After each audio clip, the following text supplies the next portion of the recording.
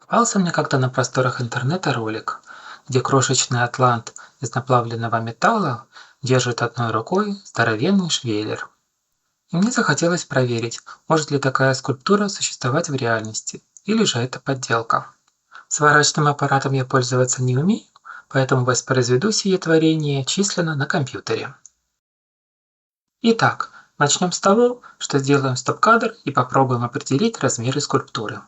Прикинув на глаз, считаем, что номер профиля швеллера в диапазоне от 10 до 16, а значит толщина полки около 8 мм. Это значение и будем использовать для определения масштаба изображения. Толщина полки получилась 7-8 пикселей, значит 1 пиксель равен 1 мм. Расстояние между полками получилось около 100 пикселей, значит атлант у нас держит 10 швеллер.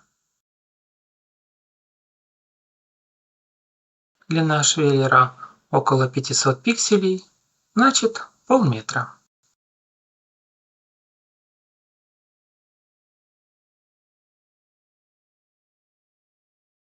Атлант ростом 20 пикселей, значит 2 сантиметра.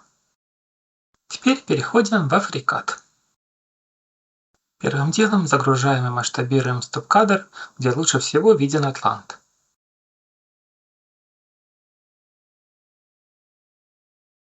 Обрисовываем его скетчем. Далее выдавливаем скетч, чтобы получилась вот такая вот solid фигурка. Углы скруглять не буду, а точность расчета для данного ролика они не сильно повлияют. Да и генератор сеток, тогда ругаться меньше будет. Далее добавляем 3D-модельку швеллера. Чтобы швеллер устойчиво держался в руке атланта, нужно, чтобы его центр тяжести лежал на вертикальной оси, выходящей из руки атланта. Автор скульптуры это явно знает, поэтому на видеоролике швеллер под характерным наклоном в двух плоскостях. К счастью, координаты центра тяжести швеллера найти несложно, так как они записаны в сортаменте. Подбираем углы наклона оси швеллера так, чтобы их пересечение лежало на вертикальной оси, выходящей из руки атланта.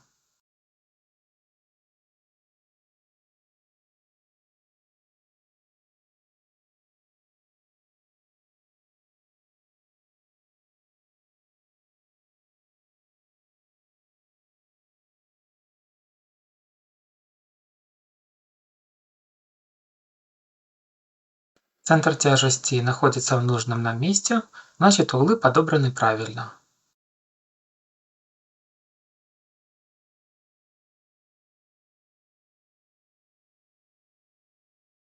Теперь можно наклонить и сам швеллер.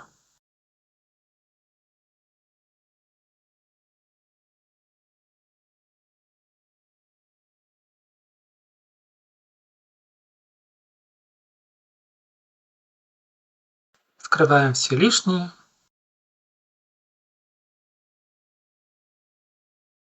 Выполняем болевое слияние швеллера с атлантом. И переходим в МК. Добавляем контейнер с расчетом. Решатель у нас, как всегда, Calculix. Настраиваем сетку конечных элементов.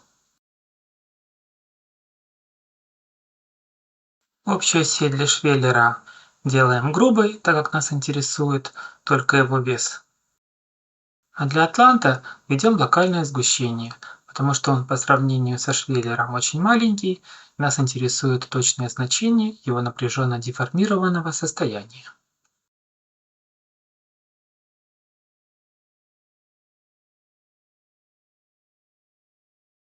Генерируем сетку конечных элементов.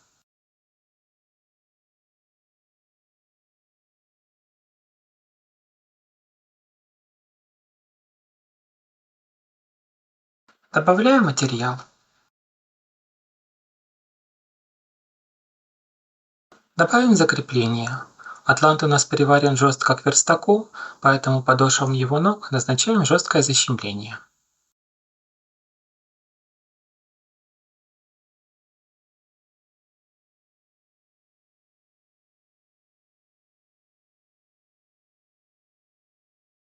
Из нагрузок у нас только собственный вес. Прочность будем проверять вместе с устойчивостью. Настройкой Calculix поставим в поиск 3 форм потери устойчивости. В самом Calculix выбираем баклинг, нажимаем «Записать файл задачи» и запускаем расчет.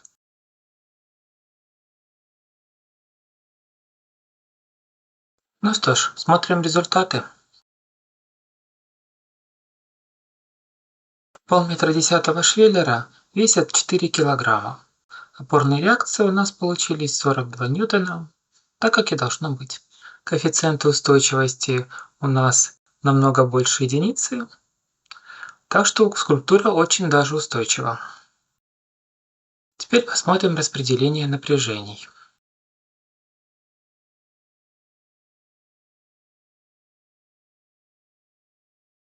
Максимальное сжимающее напряжение ожидаемо в точке крепления швеллера и спереди под правой рукой атланта.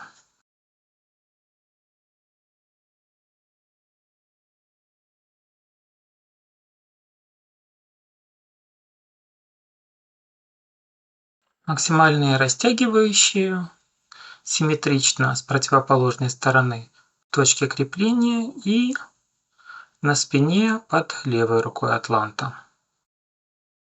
А почему, ответит визуализация перемещений. Геометрия фигуры атланта создает эксцентриситет, который изгибает его так, что швеллер наклоняется слегка вперед и вбок.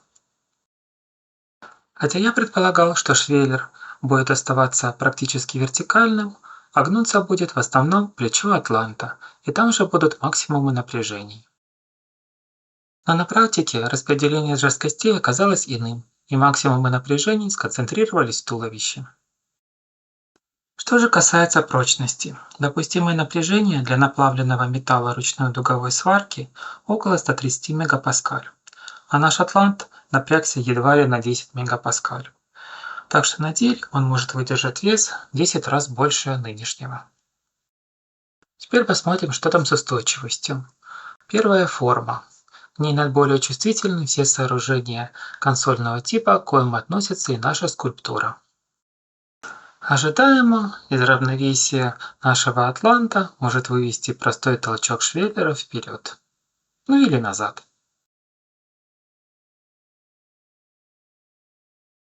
Вторая форма в принципе то же самое, но только в бок.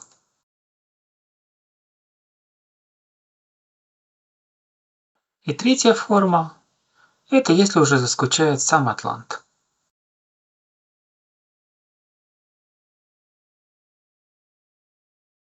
Ну что же, сопромат говорит, что скульптура вполне жизнеспособна.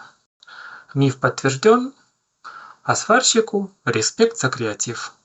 На этом все. І як завжди, дякую за увагу!